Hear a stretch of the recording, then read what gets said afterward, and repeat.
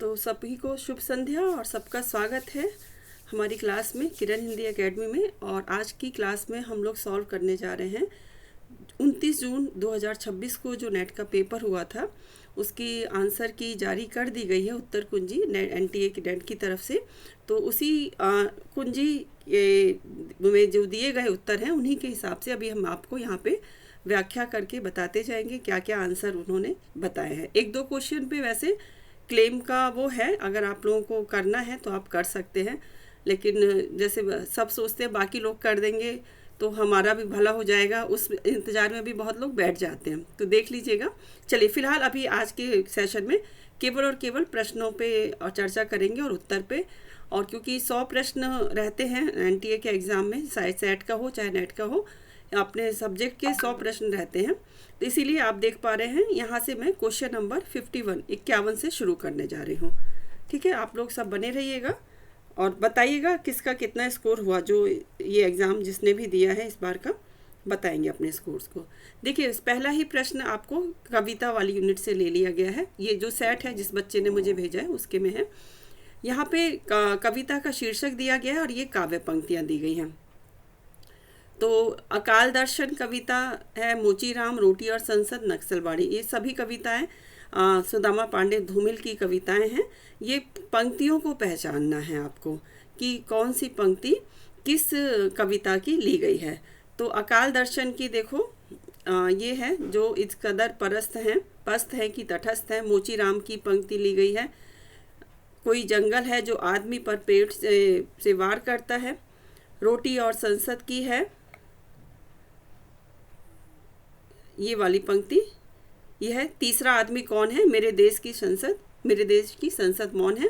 और नक्सलबाड़ी की है ये वाली, मुझे अपनी कविताओं के लिए दूसरी प्रजातंत्र की तलाश है। ये चारों ही कविताएं किनकी हैं, धूमिल जी की हैं। धूमिल उनका उपनाम उन्होंने लगाया था।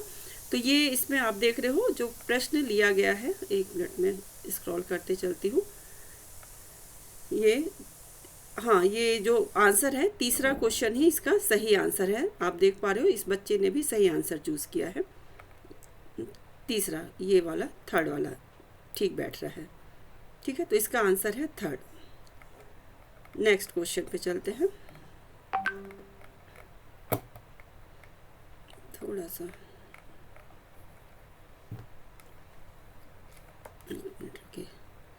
स्वयं विवेकानंद जी महाराज को तत्कालीन,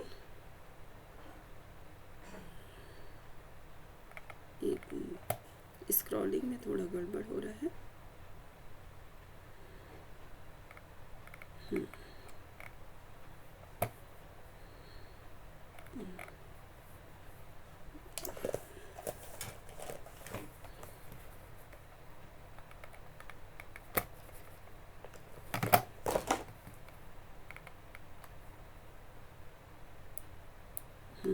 स्वयं विवेकानंद जी महाराज जी को तत्कालीन, आपको दिख नहीं रहा होगा ना, एक मिनट, 50 ये वाला हो चुका है। 52 वाला पेज रुक नहीं रहा है क्यों? हाँ ये रहा, 52 नंबर पे ये वाला प्रश्न है। रामचरितमानस के उत्तरकांड के अनुसार निम्नांकित में से कौन सा कथन श्री राम का नहीं है? कौन सा कथन नहीं है ये पूछा। ये भी कविता वाली यूनिट से ही लिया गया है ये प्रश्न भी, यूनिट नंबर 5 जो है। तो देख लेते हैं कौन सा नहीं है इसमें। ये आप पहला जो पंक्ति है, बड़े भाग मानुष तन पावा, सुर दुर्लभ सब ग्रंथ ही गावा, ये भी है। नर तनुभव बारिथी कहूँ मेरो, सन्मुख मरुत अनुग्रह मेरो, ये भी उन्हीं का है, राम जी के थ्रू ही कहलवाया है तुलसीदास जी ने। नर तनु पाई विषय मन देही, पलटी सुधाते सठ विष लेही, ये भी है। ये वाला फोर्थ वाला आंसर होगा इसका, नर तम सम नहीं कवनहु देही, जीव चराचर जाचत दे, ये तुलसीदास जी की पंक्ति है। ये फोर्थ आंसर होगा। यहाँ पे एक आंसर किया, खैर इसके आंसर को मैं नहीं वो कर रही हूँ फिलहाल। ये इसका फोर्थ वाला आंसर बिल्कुल सही है। अगला क्वेश्चन चलते हैं।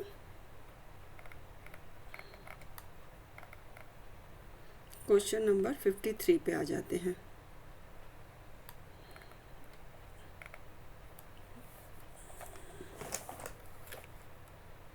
ये वाला प्रश्न है। हिंदी नवजागरण के विषय में रामविलास शर्मा के कौन से इनसे कथन हैं? ये जो आप जो वैचारिक पृष्ठभूमि वाली है यूनिट, उससे ये प्रश्न लिया गया है, वैचारिक पृष्ठभूमि से। तो रामविलास शर्मा जी के देखते हैं कौन कौन से सत्य हैं। 3 कथन सत्य होंगे इसमें। अब तीनों में से देख लेते हैं कौन कौन सा कथन इसमें सही है। ये आप जूम कर दूं क्या मैं? आपको दिखाई दे रहा है कि नहीं?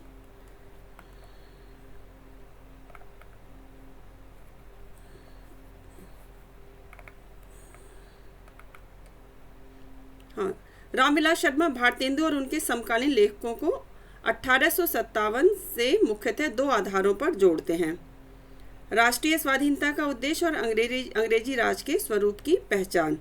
ये 2 से जोड़ने की बात कही गई है। और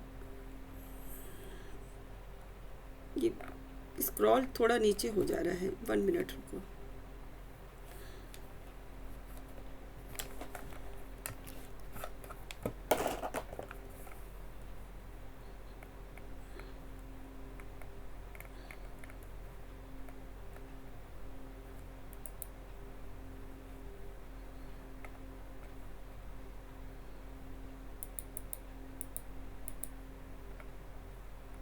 अब ठीक है, थोड़ा सा, लेकिन ये आपको दिख नहीं रहा होगा।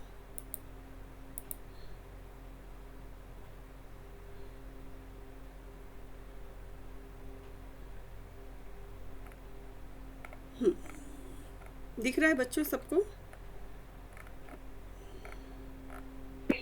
जी मैम। दिखना चाहिए ना जो। तो ये वाला आंसर एकदम सही है। ये वाला रामविलास शर्मा भारतेंदु और उनके समकालीन लेखकों को 1857 से मुख्यतः 2 आधारों पर जोड़ते हैं: राष्ट्रीय स्वाधीनता का उद्देश्य और अंग्रेजी राज के स्वरूप की पहचान। ये तो सही है, सत्य में आएगा। दूसरा अब देखते हैं, रामविलास शर्मा कवि वचन सुधा को शुद्ध साहित्यिक पत्रिका मानते हैं। ये वाला इसमें गड़बड़ है। कवि वचन सुधा को शुद्ध साहित्यिक पत्रिका नहीं थी, उसमें बहुत सारी चीज़ें प्रकाशित होती थी। ये शुद्ध लगाने से ये इसका मामला गड़बड़ है, इसको असत्य में आ जाएगा। फिर है, रामविलास शर्मा के अनुसार हिंदी जाति के विकास के संदर्भ में स्मरणीय है कि राज्यसभा का स्वरूप सदा विशुद्ध सामंती नहीं रहा है। ये कथन भी सही है उनका। अगला है, रामविलास शर्मा भारतेंदु की असंगतियों को उनके युग की सीमाओं से न जोड़कर उनके वर्ग की असंगतियों से जोड़ते हैं। बिल्कुल ये भी सही है। तो ये 3 ही सही निकल आए। चौथा देख लेते हैं क्या है। रामविलास शर्मा मानते हैं कि मुसलमानों के भारत में आगमन से एक नई भाषा का जन्म होता है। नहीं, ये सही नहीं है। तो इनके ए, सी और डी, आप ये देख रहे हो सेकंड वाले ऑप्शन में है। ये सेकंड ऑप्शन सही माना है उसने, एनटीए ने। अगला प्रश्न पे आते हैं। इतने से स्क्रॉल में ऐसा लगेगा तो हो गया, 1 घंटे में कहाँ हो पाएंगे। 54 पे आते हैं अब। एक तो ये PDF भी ऐसा है ना, क्या ही किया जाए, क्योंकि एक प्रश्न इसको टाइप करना पड़ेगा, देखेंगे बाद में। आगे का प्रश्न है, स्वयं विवेकानंद जी महाराज को तत्कालीन शिक्षित युवकों से घोर असंतोष था। यह वाक्य निम्नलिखित में से किन पुस्तकों में से उद्धृत है? आप देखो यूनिट 10 में से ये वाला जो प्रश्न है ये आया है, यूनिट 10 का है। तो आप अनुमान लगा सकते हो कुछ अपना तुक्का। हाँ, किस चीज़ से असंतोष था विवेकानंद जी, मतलब विवेकानंद जी को असंतोष था, ये किस पुस्तक में कहा गया है? 4 पुस्तकों के नाम दिए गए हैं। संस्कृति के 4 अध्याय। संस्कृति के 4 अध्याय हमारे पुस्तक में सिलेबस में लगी हुई है, रामधारी सिंह दिनकर की, और इस पे उनको साहित्य अकादमी पुरस्कार भी मिला हुआ है। ठीक है, तो बिल्कुल सही बताया बेटा आपने। संस्कृति के 4 अध्याय, पहली ही जो संस्कृति के 4 अध्याय दी गई है, इसी से ये वाक्य उद्धृत है। अगला प्रश्न देख लेते हैं, निम्नलिखित में से कौन सा युग्म सही है?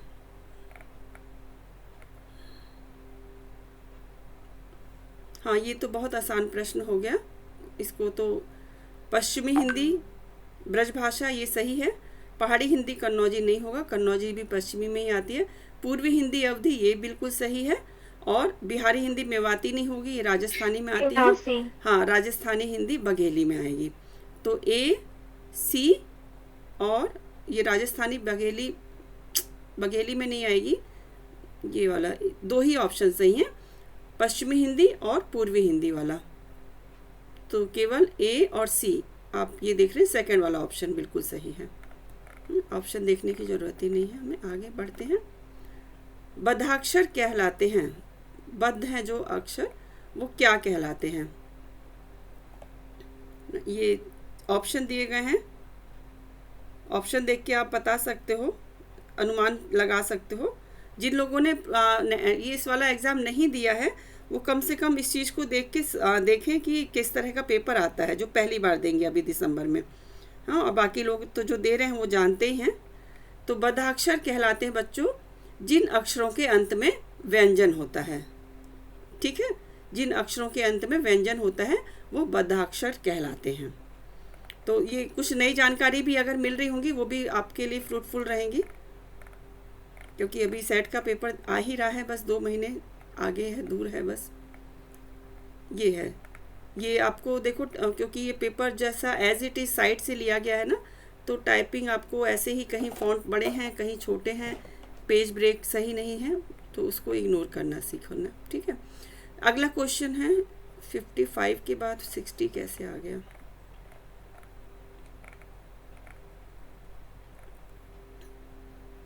हम्म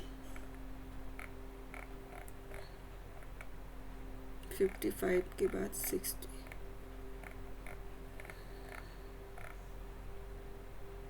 लगाइए, अकाल दर्शन कविता जो लगी हुई है सिलेबस में, अब ये कविता के अंश को पहले से बाद के क्रम में लगाने बोला गया है। ये देखिए, थोड़े से ये प्रश्न बच्चों के लिए दुखदाई बन जाते हैं, इसका मतलब कविता को रटना पड़ेगा। और नेट जैसे इतनी बड़ी परीक्षा में रटने पे फोकस ना होके समझने पे फोकस होना चाहिए, मेरा ये सुझाव था नेट को। ये जो क्रम से लगाने के प्रश्न आते हैं ना, ये सरासर अन्याय की बात मुझे ऐसा लगता है बच्चों के साथ, ये रटंत विद्या पे ज़्यादा फोकस कर रहे हैं। फिर भी चलो, अब आया है तो फिर देखना तो पड़ेगा ही आपको कि क्रम से लगाना है। और मुझे नहीं लगता किसी ने कविता को पूरी तरह से रटा होगा, हाँ, तो ये तुक्का ही लगा होगा बहुत लोगों का। कुछ लोगों ने किया होगा, बहुत से लोग एकदम डीपली अपना पूरा फुल टाइम फोकस करके पढ़ रहे होंगे, उन लोगों ने ज़रूर दिया होगा।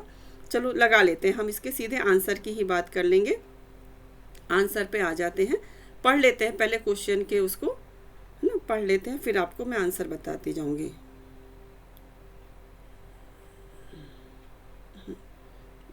चलिए पढ़ना शुरू करती हूँ। क्रांति यहाँ के असंग लोगों के लिए किसी अबोध बच्चे के हाथों की जूजी है, बता रहे हैं ना। फिर है, अच्छा इसको मैं पहले से बात के क्रम में ही पढ़ती जाती हूँ ना, पूरा पढ़ने से कोई मतलब नहीं है।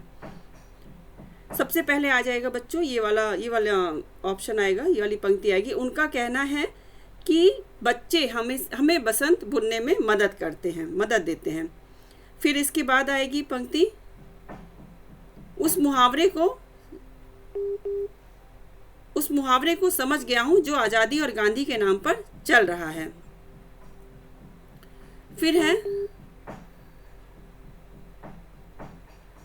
वे इस जंगल की सराहना करते हैं, भारतवर्ष नदियों का देश है।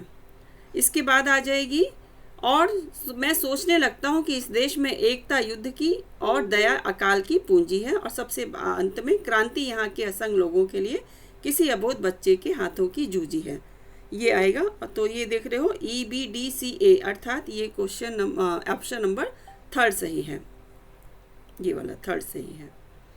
ये थोड़ा से कठिन प्रश्नों में मैं इसको गिनती करूँगी, क्योंकि रटने के ऊपर है, इतनी बड़ी कविता को रटना भी अपने आप में टास्क रहता है।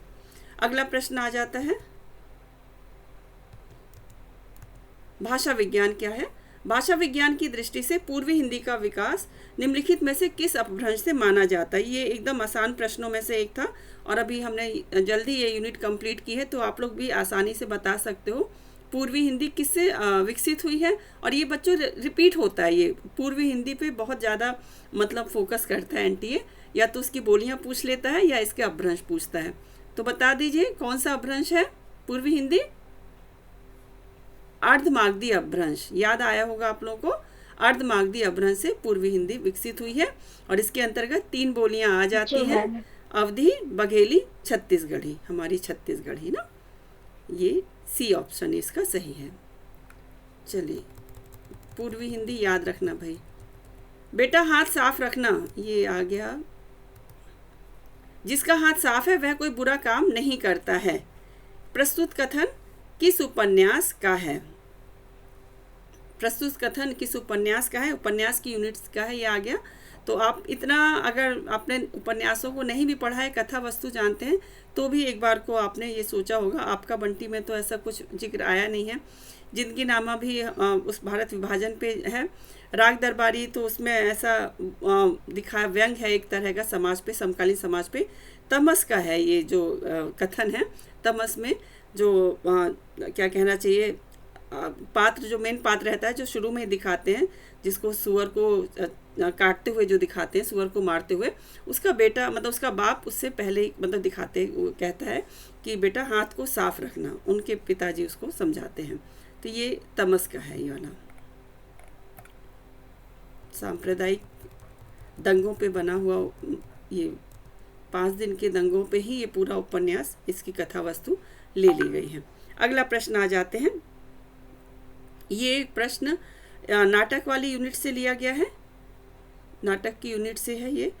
तो देखते हैं इसमें क्या बताया गया है, पूछा क्या गया है। बताएंगे नहीं, ये तो पूछेंगे ना।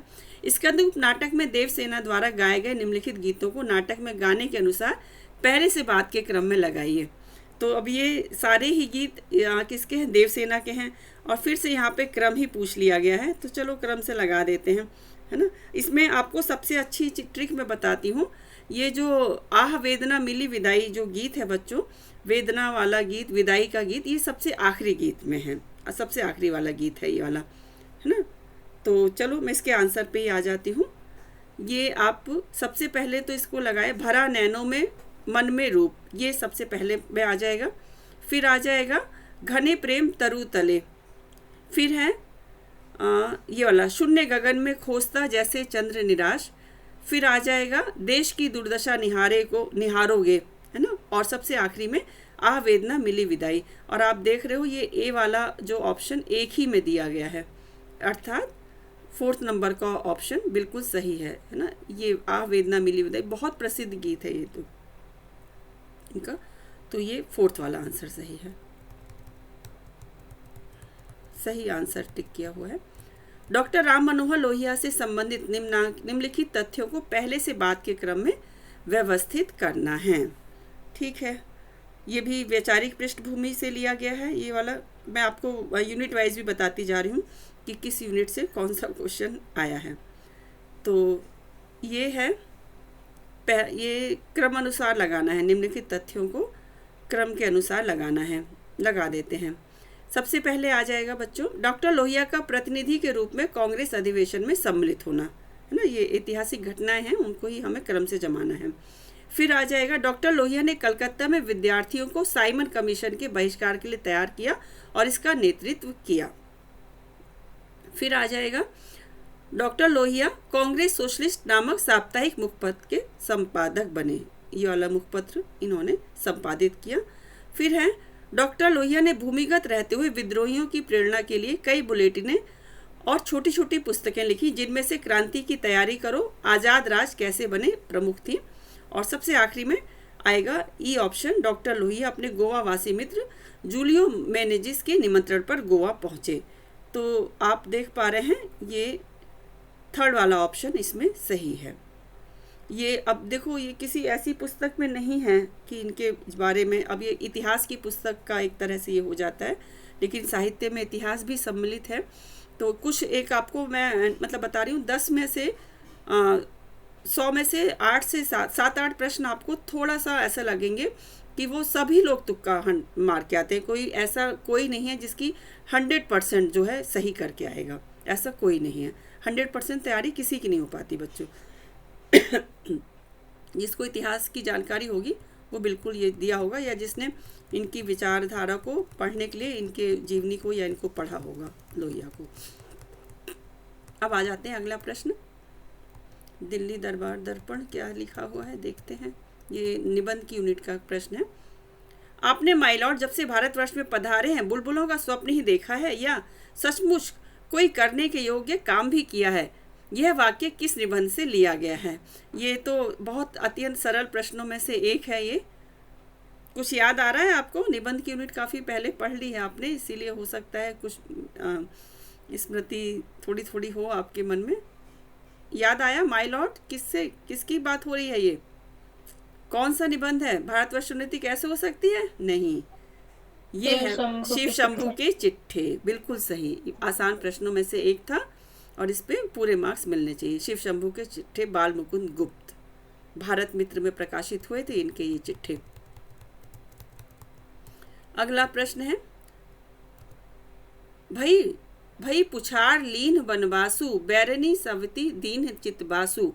शुक्ल द्वारा संपादित जायसी ग्रंथावली के अनुसार इस पंक्ति में प्रयुक्त चिलबासु शब्द का क्या अर्थ है? ये नागमती वियोग वर्णन के उससे लिया गया है, कविता की यूनिट से है ये प्रश्न। और इसमें ये पूछ रहे हैं कि ये जो चिलबासु इस तरह ना, जो कविता की यूनिट है ना अभी हमारे यहाँ चल भी रही है, उससे देखो इसी तरह के प्रश्न आते हैं। या तो अभी आपने देखा कि क्रम से लगाने के लिए आ गया था एक कविता को, नहीं वो तो खैर क्रम से उसका था, देवसेना के गीतों को भी था और एक और क्रम से था। एक गीत में चलो वो तो ठीक था, पंक्ति और उसके वो पूछ ली थी कविताएं, धूमिल वाला। और अब इसमें देखो जो आदिकालीन जो कविताएं हैं ना, उनमें से ज़्यादातर प्रश्न ऐसे आता है, मैंने एनटीए के प्रीवियस क्वेश्चन पेपर देखे हैं कि उसमें किसी न किसी शब्द का अर्थ पूछ लिया जाता है। तो अब इसमें चिलबासु शब्द का अर्थ पूछा गया है। चिलबासु का अर्थ क्या होगा? तो चिलबासु का अर्थ होगा बच्चों चिड़िया फंसाने का एक फंदा। चिलबासु शब्द का जो अर्थ है चिड़िया फंसाने का एक फंदा, ये रहा। भई पुछार तीन बनवासु बैरनी सवती दीन चिलबासु, चिड़िया फंसाने का एक फंदा, ये है। अब इसकी तैयारी कैसे करें, वही एक बात निकल के आती है कि कविता को हम छोड़ भी नहीं सकते। और इतनी 22 कवियों की हम कम से देखा जाए 51 कविताएं छोटी बड़ी मिला के लगी हुई हैं, तो इनको रटना भी असंभव है ना, नहीं असंभव नहीं ना, मुश्किल है थोड़ा। तो आप क्या करना बच्चों, जैसे आज भी मैंने आपको शेयर किया है उत्तरकांड रामचरितमानस का, तो कम से कम इसकी व्याख्या पढ़ने की कोशिश करना। मैं आपको सारे जितने भी लगे हुए हैं सारी कविताओं को शेयर करूंगी और जो प्रमुख हैं उनकी मैं व्याख्या सहित भी शेयर करूंगी, परेशान होने की ज़रूरत बिल्कुल नहीं है। चलो आगे देखते हैं। भारतवर्ष उन्नति कैसे हो सकती है निबंध में भारतेंदु जी के विचार पूछे गए हैं। तो बहुत अच्छे विचार हैं, भारतेंदु जी ने भारतीयों को उत्साहित किया है। हाँ, देख लेते हैं क्या है विचार। अंग्रेजों के राज्य में सब प्रकार का सामान पाकर अवसर पाकर भी हम उन्नति न कर सकें तो अभाग्य है। बिल्कुल सही, ये बात तो आई है निबंध में, आई है ये, है ना। सही उत्तर का चयन करना है हमें। फिर है वे बातें जो समाज विरुद्ध हो, देश काल के अनुरूप न हो, किंतु धर्मशास्त्र में उनका विधान हो, तब भी उन्हें छोड़ दीजिए।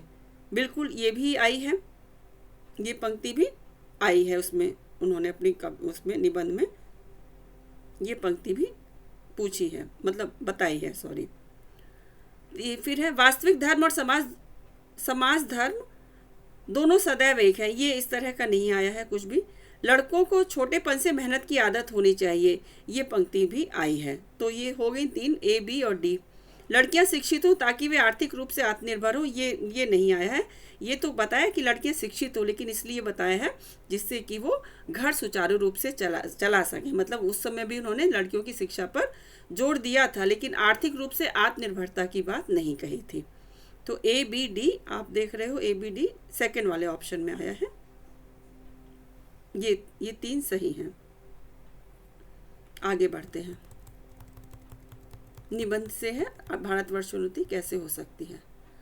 फिर है आवारा मसीहा की भूमिका के अनुसार यह वाक्य शरदचंद्र ने विधवा चरित्र की आलोचना के संदर्भ में किसे कहा था? क्या वाक्य है ये भी देख लेते हैं। चलो,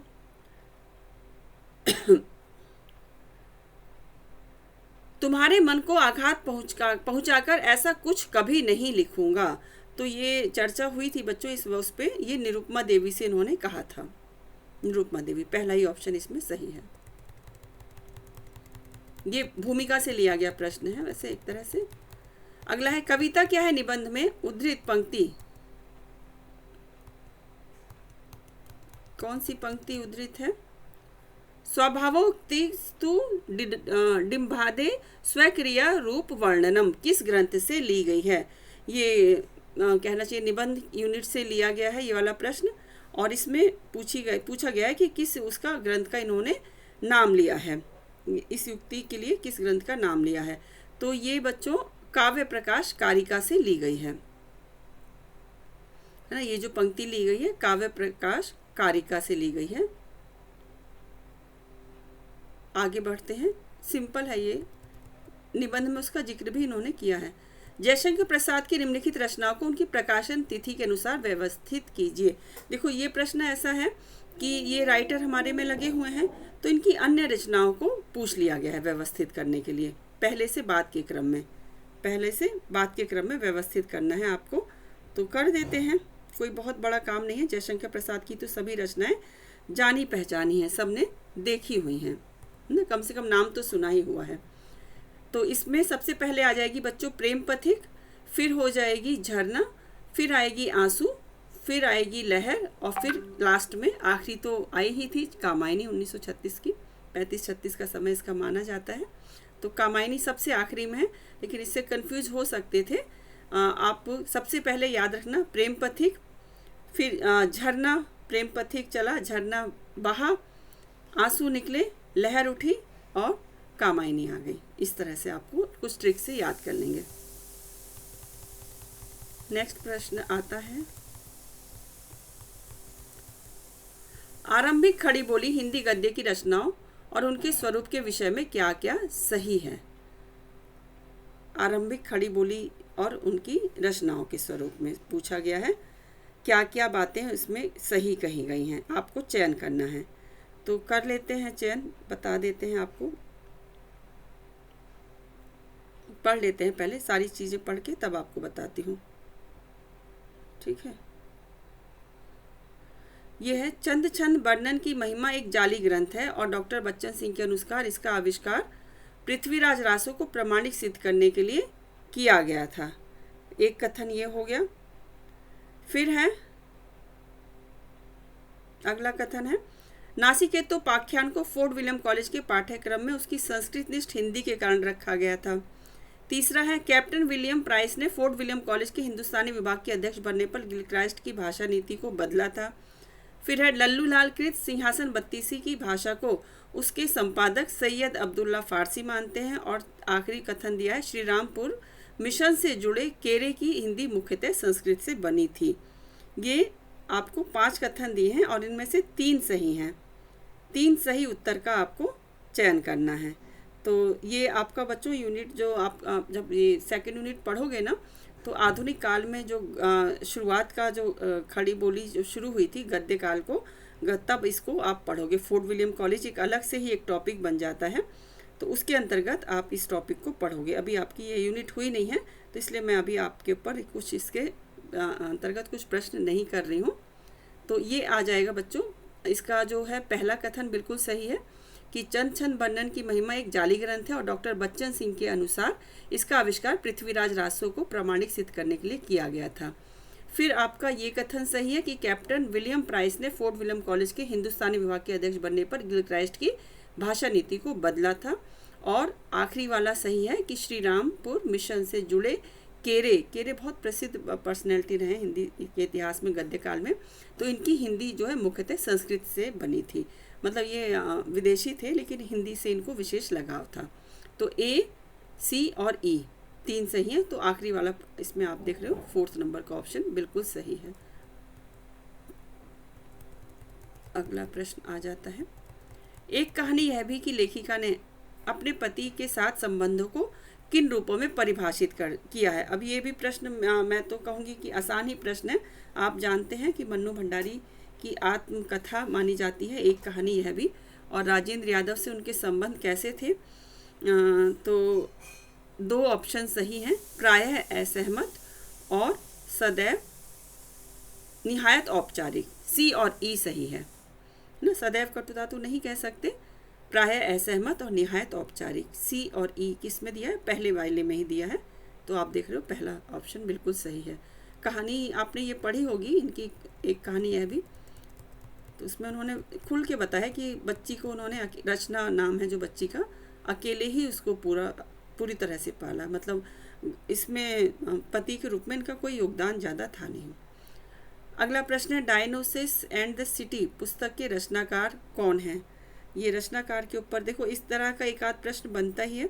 तो उसके लिए आप या तो आपको पुस्तक का नाम पता हो या फिर आप तुक्का लगाओगे। तो ये मनरो के स्पियर्स की पुस्तक है, डायनोसिस एंड द सिटी। डरना मत, बहुत से बच्चे जो पहली बार मतलब नेट का एग्ज़ाम देने जा रहे हैं उनको लग रहा होगा कि कितना कठिन है या क्या है। तो जब आपको सिलेबस पूरा अच्छे से बेटा पढ़ लोगे ना तो कोई चीज़ कठिन नहीं लगेगी। और जो चीज़ कठिन मतलब पढ़ने के बाद भी लग रही है वो सबके लिए होगी, तो उसके लिए परेशान होने की ज़रूरत नहीं होती। और अभी इसमें क्योंकि माइनस मार्किंग नहीं है तो आप तुक्का भी लगा के आ सकते हो फ़िलहाल तो, अभी के लिए। आगे के वर्षों में क्या होगा नहीं पता। तो ये प्रश्न आ जाता है अगला, तनिक सा चीखो तो बिटिया रानी, का पढ़े लिखे मनई यह खाए के जियत हैं। स्मृति की रेखाएं कृति में यह पंक्ति महादेवी वर्मा से किस पात्र ने कही है? बहुत प्रसिद्ध रेखा चित्र है स्मृति की रेखाएं, और आपको याद भी आ गया होगा कि किसने कही है। सबने पढ़ा है ना, क्योंकि इनको याद आई। महादेवी जी जब गई थी है ना, ठकुरी बाबा की बात हो रही है ना, बोलचाल से भी पहचान में आ जाता है ना, इनकी जो लैंग्वेज दी है, गांव के थे इसीलिए बिटिया रानी करके उनको बुला रहे हैं। तो ये है ठकुरी बाबा की पंक्ति है ना? आसान प्रश्न है, ये भी पढ़ा हुआ है क्योंकि ठकुरी बाबा ही एक ही तो लगा हुआ है ना अपने सिलेबस में, यही वाला है। हर एक आदमी को अपने आप से कहना चाहिए, क्या सचमुच में इस प्रकार का आदमी हूँ जिसे ऐसी रीति से काम करने का अधिकार है कि मानवता मेरे कर्मों के द्वारा अपना मार्गदर्शन करे। उपयुक्त पंक्ति किस अस्तित्ववादी आलोचक की हैं?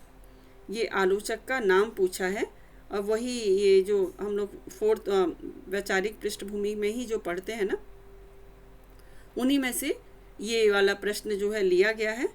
तो देख लेते हैं किस आलोचक की हैं। पंक्तियों को अच्छे से समझ लो बेटा, क्योंकि क्वेश्चन जो है रिपीट बहुत होते हैं, परेशान होने की जरूरत नहीं है, क्वेश्चन बार बार रिपीट होते हैं। तो ये जयपाल सात्र की पंक्ति है कि हर एक आदमी को अपने आप से कहना चाहिए, क्या सचमुच में इस प्रकार का आदमी हूँ जिसे ऐसी रीति से काम करने का अधिकार है कि मानवता मेरे कर्मों के द्वारा अपना मार्ग निर्देशन करे। क्वेश्चन मार्क है, जयपात्र साल की पंक्ति है। भारत भारती के भविष्यत खंड में निम्नांकित का उद्बोधन किया गया है। अब ये भी कविता वाली यूनिट से है बच्चों, ये प्रश्न भी मैथिली शरण गुप्त की बहुत प्रसिद्ध कविता है, हाँ, भारत भारती। और इसमें अतीत का खंड है, वर्तमान खंड है और भविष्य का खंड है। इसमें किस किस का उद्बोधन किया गया है ये पूछना चाह रहे हैं कि किस किस का उद्बोधन किया गया है। तो ऑप्शन में आप पहले पढ़ लो, आप अनुमान भी लगा सकते हो कि कौन सा सही हो सकता है। चिकित्सक, शिक्षित, न्यायविद, कवि, नवयुवक। तो इसमें से आपको क्या सही लग रहा है बताओ। देखो इसमें किस किस को संबोधित किया है? शिक्षित को संबोधित किया है, कवि को संबोधित किया है और नवयुवक को संबोधित किया है। ये न्यायविद और चिकित्सक अलग से जोड़े गए, और आपको लग भी रहा होगा कि थोड़े ये अलग से लग रहे हैं, है ना, ये कहना चाहिए प्रोफेशनल दो लगा दिए हैं। और शिक्षित, शिक्षक होता तो यह हम आपको नहीं लगता, लेकिन ये लिखा है शिक्षित, कवि और नवयुवक। तो भविष्य के लिए इन तीनों को संबोधित किया गया है। इस कविता को लंबी कविता में है और पढ़ना, इसको जब्त कर लिया गया था अंग्रेजों के द्वारा, और इसी से ये राष्ट्र कवि भी कहलाए, इसी कविता से, भारत भारती के द्वारा। ये तो बहुत आसान प्रश्न आ गया, कल मैंने बताया भी था। ईश्वर महारानी को चिरंजीवी रखे किस निबंध से है? दिल्ली दरबार दिल्ली दर्पण। दरबार दर्पण है ना, भारतेंदु जी का निबंध है दिल्ली दरबार दर्पण।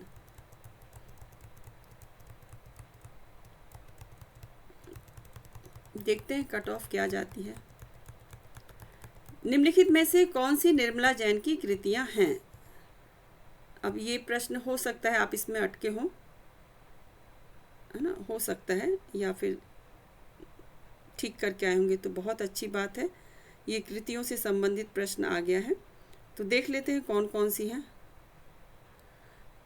3 इसमें केवल कृतियां हैं, और इसमें आप 1 मिनट पूरा देख पा रहे हो कि नहीं। ये है, तो रस सिद्धांत और सौंदर्य शास्त्र ये है, आधुनिक साहित्य मूल्य और मूल्यांकन ये भी है, और आधुनिक कविता यात्रा 3 है। बाकी आधुनिक हिंदी काव्य नहीं है और हिंदी आलोचना भी नहीं है। निर्मला जैन की कृतियां हैं। ABC सेकंड ऑप्शन सही है। अगले प्रश्न पे आ जाते हैं।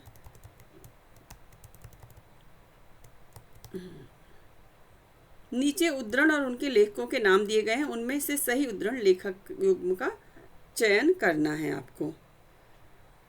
तो चलो करते हैं, चयन करते हैं ना, कौन कौन से उद्धरण दिए गए हैं, पहले इनको पढ़ लेते हैं।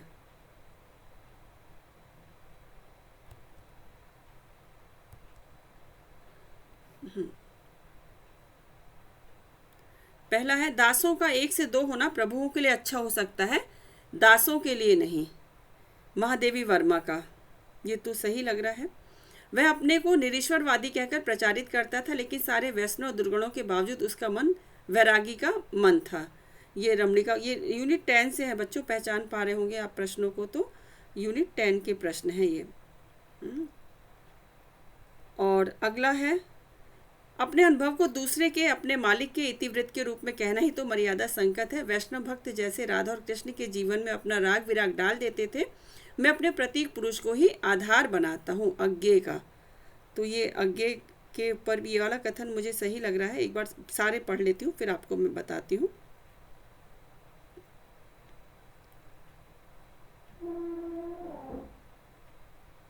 फिर है, पति पत्नी के संबंध क्या हो, इस पर विभिन्न युगों और समाजों में तरह तरह के प्रयोग होते हैं, और कहीं आदर्श को आगे रखकर कहीं वास्तविकता को। बच्चन का, ये बच्चन की जो जीव वो आत्मकथा लगी हुई है ना, उसकी उसमें से लिया गया है, ये भूमिका से है। और आस्थाएं शाश्वत नहीं होती, मेरी आस्थाएं बदली और एक दिन में आस्था न रहकर तर्क बन गई। विष्णु प्रभाकर। तो इसमें से बच्चों दासों का 1 से 2 हो जाना प्रभुओं के लिए अच्छा हो सकता है, दासों के लिए महादेव वर्मा का, ये सही है। और ये वाला भी सही है, अपने अनुभव को दूसरे के मालिक के इतिवृत्त के रूप में रखना है तो मर्यादा संगत है, जो अज्ञे का मैंने बताया। और ये वाला बच्चन जी का संगत है, A, C और D, ये 3 संगत हैं, ये तीनों सही हैं। ठीक है, 3 सही हैं।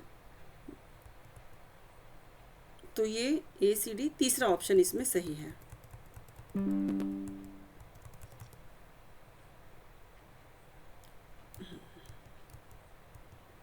अगला प्रश्न है, निम्नांकित नाटकों को उनके प्रथम प्रकाशन वर्ष के अनुसार पहले से बाद के क्रम में लगाइए। तो ये नाटक दिए हुए हैं, इनको पहले से बाद के क्रम में आपको लगाना है। और ये आपको थोड़ा सा ऐसा लग रहा है कि सुने हुए हैं कि नहीं सुने हुए हैं, देख के बताइएगा ये वाले नाटक आपने कहीं सुने हैं कि नहीं सुने हैं। चलो पहले पढ़ लेते हैं कौन कौन से, थोड़ा बहुत भी तुक्का आपने लगाया होगा तो सही निकल सकता है। सबसे पहले आ जाएगा बच्चों, आदमी जो मछुआरा नहीं था। ठीक है, ये वाला पहले आ जाएगा।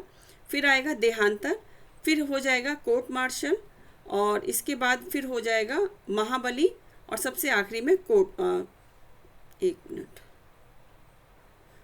पहले आ जाएगा आदमी जो मछुआरा नहीं था, फिर देहांतर, फिर आ जाएगा कोर्ट मार्शल, फिर महाबली, और इसके बाद आएगा काली बर्फ। ये वाला सही ऑप्शन है, ये CAEBD सेकंड वाला ऑप्शन बिल्कुल सही है।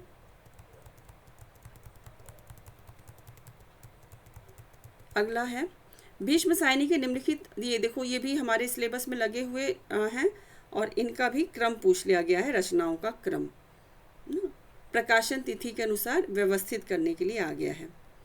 तो देख लेते हैं भीष्म साहिनी जी के पढ़े हुए हैं, इनकी रचनाएं तो आपने पढ़ी भी हैं, तो लगा लेते हैं। मैया दास की माड़ी दी है, तो सबसे पहले मैं बता देती हूँ, सबसे पहले आ जाएगा कड़ियाँ। कड़ियाँ जो है सबसे पहले आ जाएगा। फिर आ जाएगा तमस, 1973 आपके सिलेबस में लगा हुआ है ये तो। फिर आ जाएगा मैया दास की माड़ी। फिर है कुंतो, और सबसे आखिरी में ये आपने नीलू नीलिमा नीलूफर जो पढ़ा था, सबसे आखिरी में ये उनका उपन्यास है।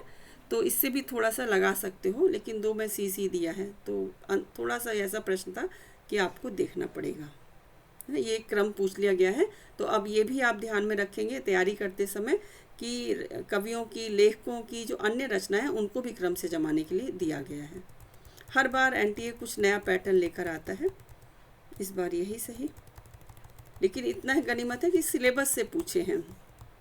ये फिर कविताओं का आ गया है कि रश्मि रथी के निम्नलिखित संवादों को काव्य में आने के अनुसार पहले से बाद के क्रम में लगाना है। ये भी क्रम से पूछा है, तो दिक्कत तो हुई होगी, मैं आप लोगों के साथ हूँ बच्चों।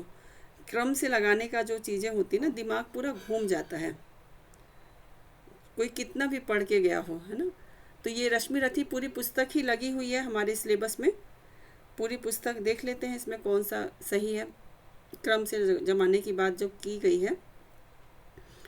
तो ये आ जाएगा, सबसे पहले पंक्ति आएगी, जाति जाति रटते जिनकी पूंजी केवल पाषंड, मैं क्या जानूं जाति जाति है ये मेरे भुजदंड। ई वाला, ई पहला, और एक ही में ई पहला दिया गया है, तो ये देखो आप लगा सकते हो, तीसरे में ही है ई पहले नंबर पे। फिर आ जाएगी, जब तक भोगी भू प्रजाओं के नेता कहलाएंगे, ज्ञान त्याग तप नहीं श्रेष्ठता का जब तक पद पाएंगे। फिर है, व्रत का पर निर्वाह कभी ऐसे भी करना होता है, इस कर से जो दिया उसे उस कर से हरना होता है। ये कर माने हाथ है। फिर आ जाएगी, विधि ने था क्या लिखा भाग्य में खूब जानता हूँ मैं, बाहों को पर कहीं भाग्य से बलि मानता हूँ मैं। कर्ण की बात हो रही है, कर्ण कह रहा है। और सबसे आखिरी, हार जीत क्या चीज वीरता की पहचान समर है, सच्चाई पर कभी हार कर भी न हारता नर है। तो ये सी वाला ऑप्शन सही है। रश्मि रथी हमारे में लगी हुई है, पूरी पुस्तक ही लगी हुई है। उर्वशी का एक खंड लगा हुआ है और रश्मि रथी पूरी लगी हुई है। और रश्मि रथी बच्चों कर्ण के जीवन पर आधारित है। सूर्य पुत्र थे ना, तो रश्मि रथी इनका नाम दिया है इन्होंने। फिर एक थोड़ा सा अलग प्रश्न है ये, त्योतार्थ ने उत्तर आधुनिक समाज से जुड़ी किन चीज़ों पर विचार करने का आग्रह किया है। इसीलिए आपको ना प्रश्न याद नहीं आ रहे थे जब मैंने पूछा था ना तो चलो देख लेते हैं। ये है, ज्ञान का साध्य न रहकर साधन बनना, बाजार की वस्तु बनना, ये सही है। फिर ये वाला सही है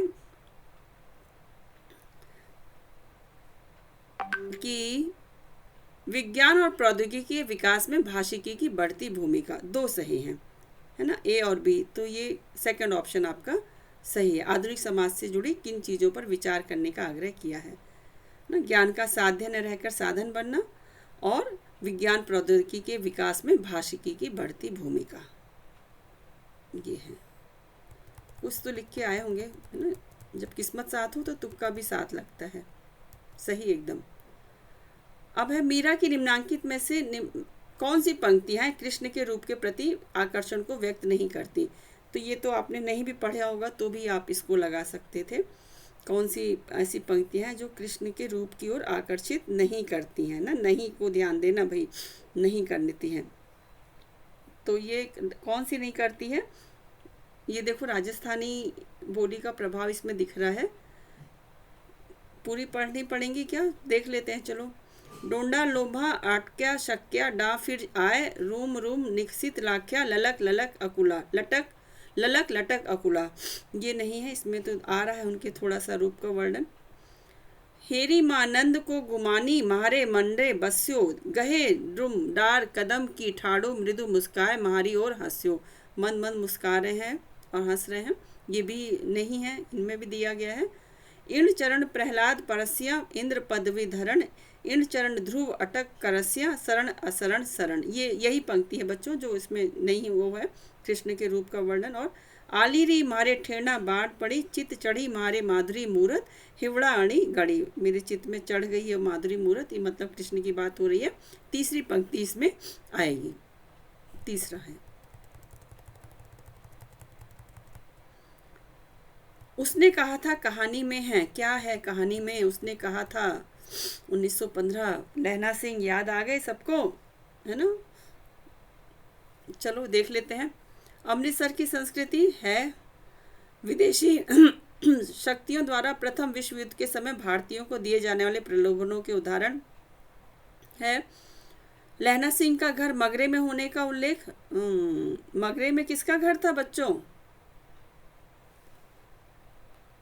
सूबेदारनी, जो लड़की थी बचपन में, जो लड़की थी और बाद में सूबेदारनी के रूप में जो मिली, ठीक है? तो ये वाला नहीं है। बाकी संस्कृत के रचनाकार आनंदवर्धन का नहीं, आनंदवर्धन जी का नहीं है। किसानी के लिए उपजाऊ जमीन का आकर्षण, ये है ABE, ये 3 सही हैं। इसको भी करके आ गए होंगे मुझे उम्मीद है। अच्छा सही, अगर ये आपने C में चले गए होंगे तो गलत हुआ होगा।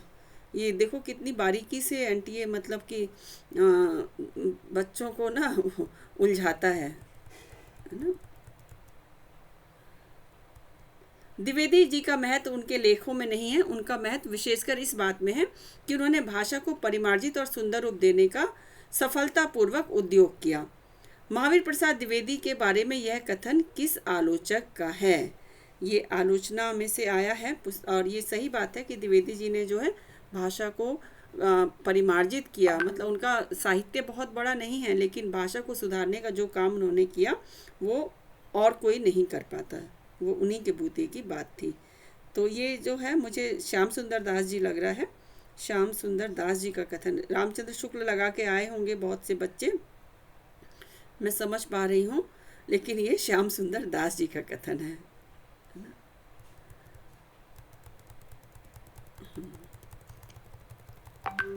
बच्चन सिंह निम्नलिखित में से किस कहानी का पात्र है? ये तो बहुत पुराना हो गया, ये कहना चाहिए प्रश्न एनटीए ने ऐसे ही ले लिया है, बार बार रिपीट होता है। और ये कहानी सभी को पता है कि राजा निर्बंसिया का पात्र था कंपाउंडर बच्चन सिंह। आंसर देखने की जरूरत नहीं है ना। साहित्य का सभ्यता से घनिष्ठ संबंध है, निबंध के लेखक कौन है? साहित्य का सभ्यता से घनिष्ठ संबंध है, तो कुछ अनुमान से भी आप बता सकते हो। कुछ याद तो खैर अभी मैं नहीं कहूँगी क्योंकि शायद आपने पढ़ा है। बालकृष्ण भट्ट। बालकृष्ण भट्ट बिल्कुल सही है, बालकृष्ण भट्ट जी हैं। क्योंकि भारतेंदु जी के निबंध तो पता ही हैं, नाटक नाम का भी एक निबंध उन्होंने लिखा है। निम्नलिखित भारतेंदु युगीन पत्र पत्रिका के प्रकाशन के आरंभ का सही क्रम, मतलब पहले से बाद में लगाना है आपको, पहले से बाद में लगाना है। चलो अच्छा है ये प्रश्न, अच्छा प्रश्न है। तो मैं बता देती हूँ, ये जो ऑप्शन दिया गया है बच्चों, ये ऑप्शन बिल्कुल सीक्वेंस में दिया गया है। पहले आ जाएगी भारत बंधु, फिर होगी हिंदी प्रदीप, फिर होगी उचित वक्ता, फिर होगी ब्राह्मण और फिर होगी भारतोदय, है ना। प्रताप नारायण मिश्र की ब्राह्मण हमने देखी थी। 8 मास बीते जजमान, अब तो करो दक्षिणादान, है ना। ये बिल्कुल सही ABCDE है और पहला ही ऑप्शन इसमें सही है। ये आप सब हिंदी साहित्य का इतिहास जब पढ़ोगे उसमें ये सब चीज़ें आएंगी। मैं बार बार कह रही हूँ कि हिंदी साहित्य का इतिहास जो सेकंड यूनिट है ना, वो पूरी यूनिट की नींव है। उसको पढ़े बिना ना आप किसी का उद्धार नहीं है। निम्नलिखित में से कौन से युग्म सही हैं? ये पुस्तक है और ये दिए गए हैं पुस्तक के लेखकों के नाम। इसमें कुछ सही हैं और कुछ क्या कहने चाहिए, 2 ही तो सही हैं, मतलब ए ऑप्शन में 2 ही तो दिए गए हैं। तो आप तो ये भी बता सकते हो बच्चों, ये भाषा योग वशिष्ठ राम प्रसाद निरंजनी की है और नूतन ब्रह्मचारी बालकृष्ण भट्ट की है। बाकी सब गलत आंसर दे दिए हैं। ठीक है, तो ये कौन कौन सा हुआ? A और डी, ए और डी किस में है? सेकेंड ऑप्शन में। प्रेम सागर लल्लू लाल की थी, सदन मिश्र दे दिया है, सबको उल्टा पुल्टा कर दिया है। इसीलिए हमें केवल सही को देखना है, ऐसे कंफ्यूज हो सकते हैं। ऐसे अगर पूरा देखोगे, सही पे बस फोकस करो। निम्नलिखित में से अपभ्रंश की विशेषता नहीं है। अपभ्रंश की विशेषता नहीं है पूछा है ना, नहीं। बिल्कुल प्रश्नों को ना 2 बार पढ़ा करना, क्या है कि नहीं है, संगत पूछा है या असंगत पूछा है। तो इसकी जो विशेषता नहीं है, प्रतिपादकों की विविधता नहीं है, बाकी तो 2 वचन है, लुप्त विभक्ति पद भी है और परसंगों की उपस्थिति भी पाई जाती है अपभ्रंश में। प्रतिपादक नहीं दिखाए गए हैं, यही पहला वाला ही नहीं है। 1 लाइनर प्रश्न बनता है ये। अगला प्रश्न,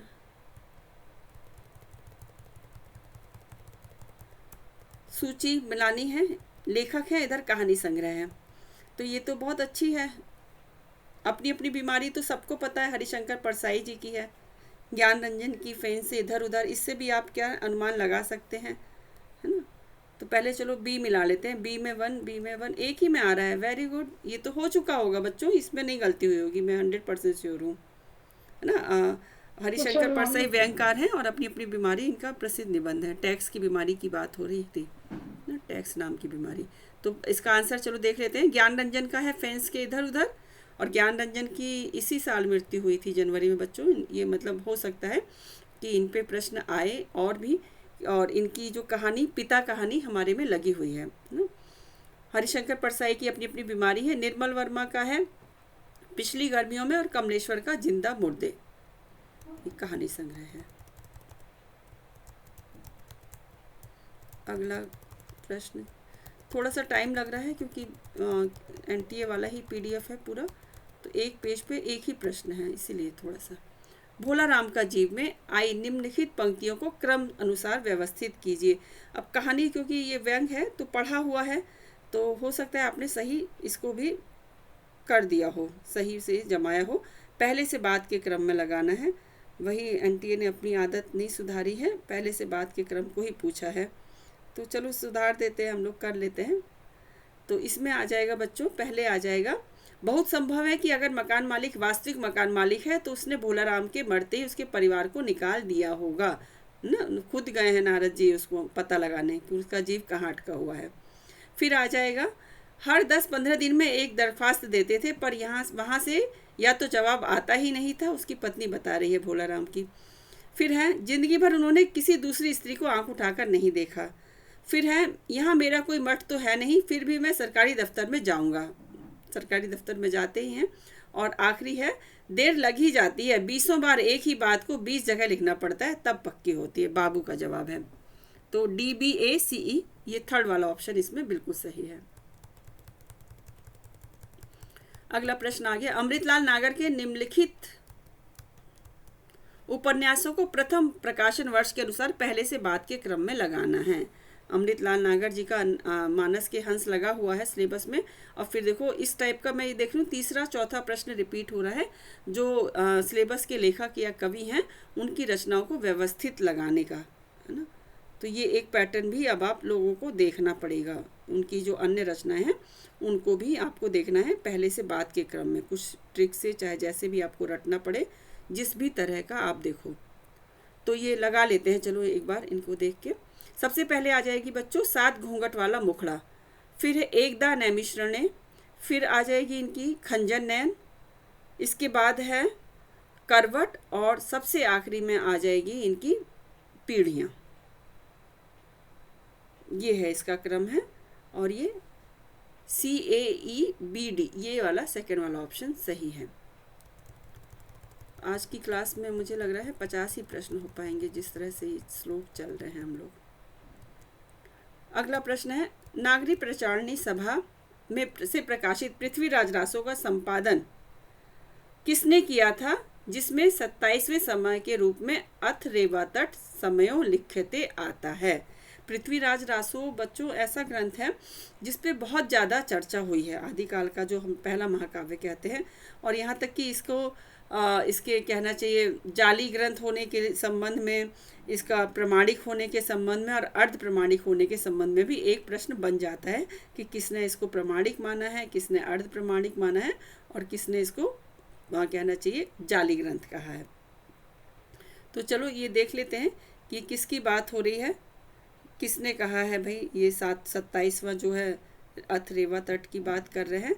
तो ये कहा है मोहनलाल विष्णुलाल पंड्या जी ने, है ना, इन्होंने कहा था 27वें सर्ग के रूप में अथरेवा तट। और रेवा तट आपके सिलेबस में लगा हुआ है। संस्कृत के विभिन्न आचार्यों को उनके कालक्रम के अनुसार व्यवस्थित कीजिए। इसको तो कर दिए होंगे, भरत मुनि सबसे पहले आ जाएंगे और फिर टेंशन ही नहीं है, फिर भामा आएंगे, है ना। भरत मुनि दूसरी या तीसरी शताब्दी, भामा 5वीं या 6ठी शताब्दी में आ जाते हैं, फिर 7वीं में दंडी आ जाते हैं। तो BDC किस में आ रहा है, लास्ट वाले में आ रहा है आनंदवर्धन, और लास्ट में अभिनव गुप्त, सबसे लास्ट में अभिनव गुप्त आ जाएंगे। ये सही हुआ होगा आप लोगों का। अंधेर नगरी के पात्र हैं, कल डिस्कस किया था ऐसे, कल्लू है और जात वाला है, और कौन है, घासीराम। BCD दूसरा वाला आंसर सही है। सत्यानाश फौजदार किस में है, भारत दुर्दशा में, और दुर्जन किस में है, बकरी में। अगला प्रश्न आ जाता है हमारा 100 तक आज करा देती हूँ, मतलब 100 मतलब 50 तक, ये सीक्वेंस 100 कह रही हूँ, सीरियल 100। रचनाकार सूची को उस पहली सूची से सुमेलित करना है। ये रचनाकार हैं और ये पंक्ति है उनकी, मतलब रचना भी नहीं है, पंक्ति दी गई है। चलो देख लेते हैं, कुछ आप इससे सीखोगे ही, अगर किया होगा तो अच्छी बात है, नहीं तो आज अभी इसको देख के समझना कि कौन सी पंक्ति है। तो ये है, देखो लाला हीरालाल की पंक्ति पहले देख लेते हैं। अब शेख अबुल फजल ग्रंथ को करता प्रभु को नमस्कार। फिर है गंग कवि की पंक्ति है, प्रथम परब्रह्म परमात्मा का नमस्कार है जिससे सब भासते हैं। फिर आ जाएगी, एक मिनट ना, इसमें ये गंग कवि तो अकबर के समय के थे ना, इनकी भाषा थोड़ी सी वो होगी, रुको इसको मैं एक बार और ऐसे और करती हूँ। हाँ, हीरालाल की तो वही है बच्चों। अब शेख अबुल फजल ग्रंथ को करता प्रभु को नमस्कार, और इसकी गंग कवि की ये वाली है, श्री सिद्ध श्री 108 श्री नाथ शाही जी, श्री दलपति जी, अकबर शाह जी आम खास में तखत ऊपर विराजमान हो रहे हैं। ये गंग कवि जो है अकबर के दरबार में थे, और इनके बारे में कहा जाता है कि इनको हाथी से कुचलवा दिया गया था। और ये एक पंक्ति बहुत प्रसिद्ध है कि तुलसी गंग दुओ भय सुकवि के सरताज, गंग के बारे में कहा जाता है। तो ये अकबर जी का नाम आया ना, तभी मैंने इसको, मुझे थोड़ा डाउट लगा। तो दूसरा बी वाला जो है उसमें ए पहला ऑप्शन जाएगा। इससे थोड़ा अंदाज़ा लग गया होगा, आप देख पा रहे हैं पहले में 4 और बी में 1, ये सेकंड वाला ऑप्शन सही है। इसमें थर्ड में सी में 2 वाला दिया है, राम प्रसाद निरंजनी की है, प्रथम परब्रह्मा परमात्मा का नमस्कार है जिससे सब भासते हैं। फिर आ जाता है मुंशी सदा सुखलाल नियाज जी की पंक्ति है कि इससे जाना गया कि संस्कार का भी प्रमाण नहीं आरोपित उपाधि है। हिंदी देखो किस तरह से बदली हुई है सब गद्य वाले ही हैं, और देखो किस तरह से बदली गई है, बदलती गई है मुगल काल से और अब आधुनिक काल तक की हिंदी। सी इसका ऑप्शन आपने देख लिया, सेकंड वाला है।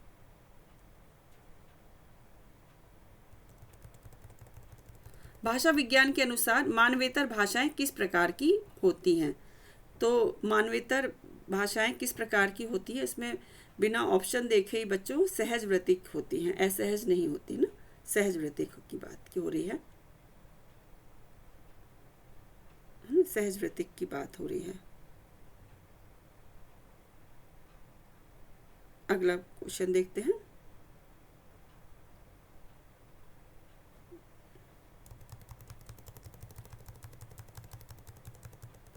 सूची फिर आ गई है, मिलान कर लेते हैं।